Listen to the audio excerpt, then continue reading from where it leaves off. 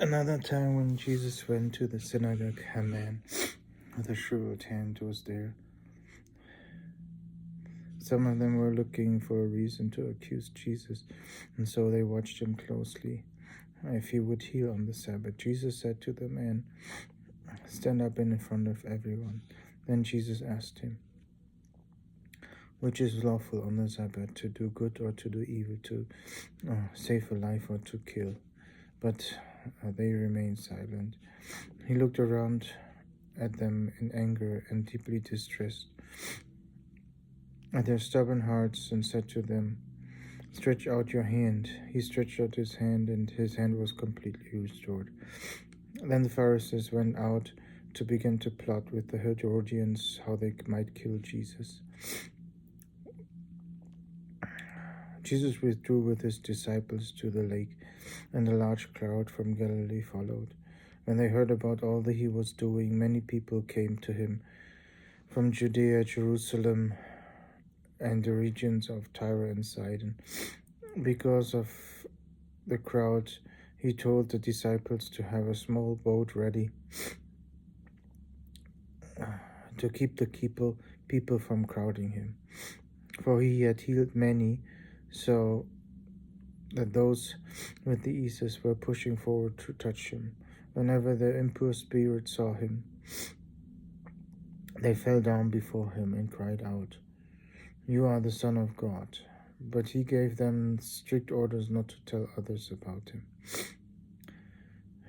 Jesus went up to the mountainside and called to him those he wanted, and they came to him. He appointed 12 that they might be with him and might approach them and send them out with the authority to drive out the demons.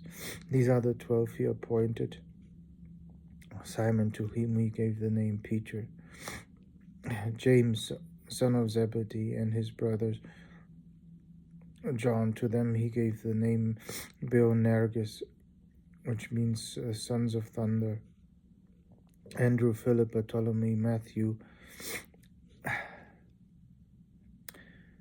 Thomas, James of Alphaeus, Thaddeus, Simon the Zealot, and Judas Iscariot, who betrayed him. Then Jesus entered a house again, and a crowd gathered, so he and his disciples were not able to eat. And his family heard about this. They went to take charge of him, for they said, "He is out of his mind." And the teacher of the law, who came down from Jerusalem, said, "He is possessed by the Beelzebub, by the prince of demons, and he's driving out demons." So Jesus called them over to him and began to speak. "How can Satan drive out Satan? If a king is divided against himself, that kingdom cannot stand. If a house is divided against itself, that house cannot stand. If Satan opposes himself and is divided, it cannot stand. His end has come. In fact, no one can enter the strong man's house without first tying him up. Then he can plunder the strong man's house. Truly, I tell you, people can be forgiven all their sins and every slander they utter, but whether blasphemies against the Holy Spirit will never be forgiven. They are guilty of an eternal sin." He said this because they were saying, "He is an impure spirit." Then Jesus' mother and brothers arrived, standing outside, and they sent someone in to call him. A crowd was sitting around him, and they told him, "Your mother and brother are outside waiting for you." He looked, "Who are my brothers and my mother?" he asked.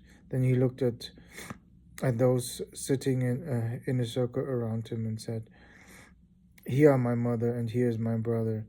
Whoever does God's will is my brother and sister and mother."